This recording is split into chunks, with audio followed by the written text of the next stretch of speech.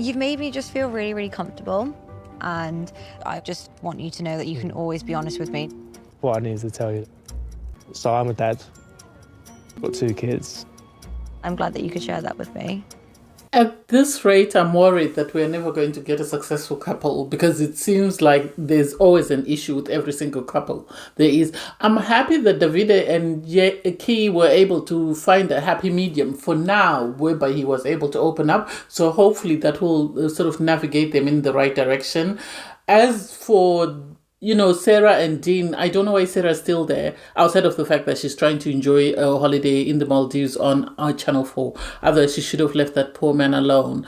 I am side-eyeing Grace. As an HCP, I'm disappointed. One would expect her to have empathy. For her to treat that man like that, I don't get it. If she didn't like him on site, she should have just turned around and walked out. Because the audacity for her to say that he's not my type and then go on this feminist pedestal, I don't get it. And I really hope that Nelly is meeting, this man's truest representative. Because if Steven turns out to have been putting on an act, I'm going to be disappointed. Anyway, hey there. Thanks for stopping by, to girl Valerie. Welcome to my channel. If you're new here, don't forget to subscribe, click the like button, turn on the notification bell for when I upload new videos, and definitely leave a comment. In this episode, I'll be reviewing Married at First Sight UK, Season 10, Episode 2. We catch up with the 2 newlywed couples, and it's like day and night. Because with Davide and Keye, you have them making out like, I don't know. Even production was asking them their favorite question. Did anything happen last night? And you have Davide saying, no, nothing happened, but we're in a very good space. And it's like, you're still meeting the representative. It's less than 24 hours. Give it a little bit, and then things will go left. They find out they're going to South Africa. They're excited. He's excited.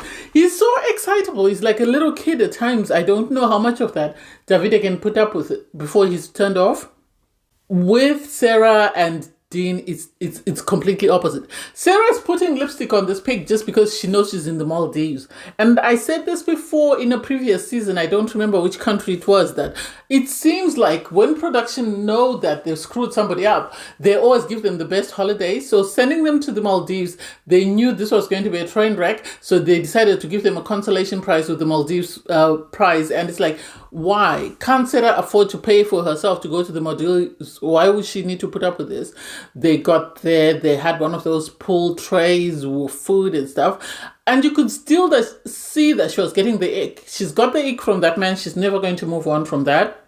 Well, on to the next couple to get married. First up is Grace. Grace is 30. She is the midwife, and she says she's got no filters. She's a whirlwind. Her friends call her hectic, wild. She calls herself a feminist. They say she's fun, she's social. And she wants someone who's fun, sociable, and family-orientated. And it's like, oh my God. I really don't know how much someone can take of Grace. I really don't know. And it looks like they looked for all the biggest red flags that they could find in people, and those are the people they chose to cast this season. We're yet to see a couple that we have hope for. Davide and Keye, the way he's excitable like a little kid, for me, has completely changed my opinion, because I thought they were going to be a success story, but I feel like it's only a matter of time before things go left. You have Ashley. Ashley's 35. He says he's an outdoorsy type of guy. He wants someone who's outgoing. He plays rugby. He's Welsh. He's got 2 sisters. So, he said he was raised with strong, independent women. So he loves a strong, independent woman for himself. He's got high standards of dating. He dated a Miss Universe or Miss World or something, he said, and he's been engaged twice. Sadly, the relationships didn't work out. The last relationship was with the mother of his son, who he broke up with because he realized that it wasn't going to work. I think Ashley's a great guy. Sadly, I don't think he's the guy for Grace. I think he's too mellow for Grace. I normally agree with couples complimenting one another, but this is going to be an uphill battle, and I don't know whether Ashley will have it in him to sort of fight for this relationship. Next couple is Nelly the dentist. She's 30. She's career driven. Her sister's married. Her sister married at 30 and had twins, so her parents were hoping the same for her. She's been in 3 relationships, but all 3 of them, the partners cheated on her. And it's like, 1, okay, it's a mistake. 2, 3, you start to question, is it them or is it you? What is going on? And so I get why she feels very insecure. She wants an open person. She wants someone who's honest, someone who's tall. And she is matched with Steven, who's 34. Steven is one of 5. He's got 3 brothers and 1 sister, but he's also got 2 kids, a 9-year-old daughter and a 5-year-old boy who's got autism. And it's like, I get it that Nelly loves her sister's twins, and we actually saw a bit of the sister's twins, but I don't know whether she's ready to step into a ready-made family, and this is going to be very difficult, especially if the children become attached and she doesn't want someone with children. He said, he wants someone who's strong-willed, motivated, family-orientated because of his kids. And it's like, I don't know. We'll see what happens, but I don't have high hopes for them. I really don't. They could surprise me, but I don't have high hopes. Oh, we get to see the 3rd wedding already. They are on a roll. I think there's a lot of train wreck coming after the weddings. This is why they're in such a hurry to show us the weddings. Anyway, Grace and Ashley are the first couple to get married. Ashley is saying that his parents have been married for 40 years. So that's the type of relationship he wants. Grace, on her part, I think Grace overcompensates with her jokes. She overcompensates for something, because she previously said that every time a relationship has failed, she has gone and acquired a new skill. So she's a gymnast, she's a comedian, she's this, that, and the other, outside of her being a midwife. And she looks like, no offense to anyone, but she looks like she's on the spectrum. That's the impression that I got. She looks like she's on the spectrum. I don't know what's wrong with her, but she doesn't seem 100%. And even her friends were saying at times her jokes can be a bit uncomfortable because when she's very nervous, she overdoes it. So I don't know how, this man is going to deal with her, given the fact that he is a very laid back type of person. As he walked down the aisle, he was excited. When she came down, he was excited because he loved what he saw. She wasn't happy. She said it's not her type. I am going to say this, and I'll say this again like I'm a broken record. If your type is not working for you in the real world, and if you've applied to Marriage at First Sight, I don't want to hear about your type. I do not want to hear it, because you should have stayed in the real world with your type. Your type wasn't working. Unless you've come here for clout, your type wasn't working for you. This is why you're here. So the audacity for her to say, no, he's not my type. I don't know what to do. I don't know what to say. And the sad bit is all the girls that are saying the guys are not their types, they're not a prize themselves. So it's a bit interesting that I wonder what would happen if guys started saying this girl is not my type. I wonder what the girls would say, whether they would all still be applying or nobody would apply to Marriage at First Sight. Because it's always the ladies that have a complaint, oh, he's not my type, he's not my type. So I'm just going to go through the couples and we'll see how we go and we'll come up with a plan. Anyway, so you have Sarah and Dean. Sarah and Dean, personally, I feel like Sarah is enjoying the Maldives on Channel 4. She doesn't like this man and she's going to find an excuse as to why she doesn't like him, the facial expressions. I don't get it. Yes, he is annoying with his rapping, but still at the same time, she is not a prize. She's not the most beautiful looking girl. She's not the slimmest of all girls. So the audacity to stand there and be hypercritical of somebody else doesn't make sense, because they had, yes, these comments were inappropriate when they were having the Pilates class, but still there's a way to tell someone without appearing as though you're about to be sick, or without appearing as though he's very off-putting. You can just tell him how you feel and he can take it for what it is or keep it stepping. I don't know why she felt the need to constantly say that. When they went on their date and they had the conversation, I'm happy she brought it up that, he's constantly rapping. Why is it? Why does he feel the need to do that? And he said it's because he, this is how he expresses his emotions in his rap songs. He said, if you listen to them, you'll understand how I feel, because this is what I am feeling at the moment, and this is why I feel the need to express it. I wish he could just vocalize how he feels. So I'm happy that she told him that you need to vocalize how you feel instead of you constantly singing and rapping.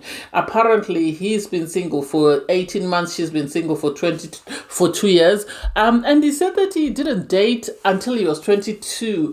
And it's like, this man has got a lot of baggage that he came with. Yes, he's a life coach, but he needs to go back and get life coaching of his own, because at the moment, as much as he's preaching to people, I think he needs a lot of work on himself.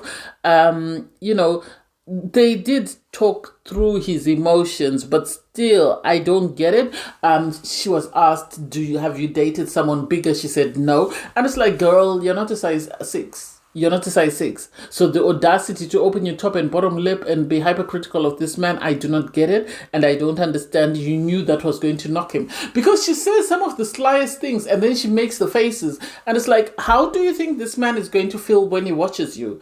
Do you think this is going to come across very well with him or his family? The fact that you're constantly, making these gestures and these facial expressions that are very off-putting. You yourself are not the prize. So the audacity to try and call out somebody else that is not the price, I don't get it, and I don't see why she felt the need to tell him that she has never dated anybody bigger. She should have left it at that. She should have just said, I've never dated anyone without tattoos on the body type. I've dated people with different body types, and left it at that. Because you've knocked this man, you've told him you don't like someone without tattoos, you've told him you don't want someone his size, you've told him you don't like his rapping, and so what is it in particular about him that you like? With the man, she could have easily changed him into the man that she wanted. Had she wanted a nice guy, she could have taken him, shopping. She could have gone with him to the gym. She could have done a lot of things to make him be the man that she wanted. But no, she had to be very vocal. So poor thing. Davide and Keye, oh my God, the constant making out. Oh God, they are smitten. You had Davide complaining because they went on a safari, and on the safari they were sort of lions, giraffes, and stuff. And Keye was so excitable, like a little kid. And the instructor, the guide, was sort of telling them, "You don't make any noise." And it's like, how the hell are you talking about wanting to pet a lion? Seriously, I don't get people who behave in that way. What in you tells you that a lion wants to be petted by you? Oh, seriously, what part of you tells you that a lion wants to be petted by you unless it wants its dinner? That's it. I don't get it. So you had Davide complaining that he's very loud and his energy is always at 100%. Yeah, I saw that. He was too loud. He was too much. I think he was over the top. I don't know what he was trying to compensate for. He did make a lot of innuendos that, Davide wasn't happy with. And he was saying it's becoming a bit too much. So I'm happy that once they finished the safari and they went back and they were having dinner, I think because you had Davide tell, Keye that I want you to show me who you are. This is how they sat down and had a conversation, and they opened up and they said, my brother was born with cerebral palsy. He was expected to live up to a year, but he lasted just until before his 10th birthday. And at the time he passed away, my parents were divorcing. So my life was never the same. So this is why I use humor to cover up, or I use these comments to cover up, because I don't want everybody else to be miserable. And it was really sweet that he found that moment to show a moment of growth, a moment of enlightenment, a moment of self-discovery. And Davide really appreciated that. So I'm happy for the two of them that they seem to be making progress. How long this progress will last, I don't know, but I'll keep my fingers crossed for them because I want at least one successful couple from this season. I personally am disappointed in Grace. Given the fact that she says she's an HCP, one would expect her to be empathetic and understanding. So I don't get why the constant, this man was left waiting and waiting, it seemed, for forever. The sun actually set before he could see his bride because she didn't want to see him. She didn't want to stand beside him. And I think production were trying to convince her to say yes to this man for reasons best known to her. She should have left him alone. When they were taking the pictures, it was oaks galore, really oaks galore. It was uncomfortable. She was asked, do you want to kiss? She said, I don't do PDA. She was asked, shall you kiss on the cheek? She refused even kissing on the cheek. And it's like, so why are you here? Why are you here? Why didn't you just continue dating on apps until you found your person? She seemed to get annoyed by every single thing that he did or said. And then we went into this, I'm a feminist. Madam, you're a feminist. You don't need to get married.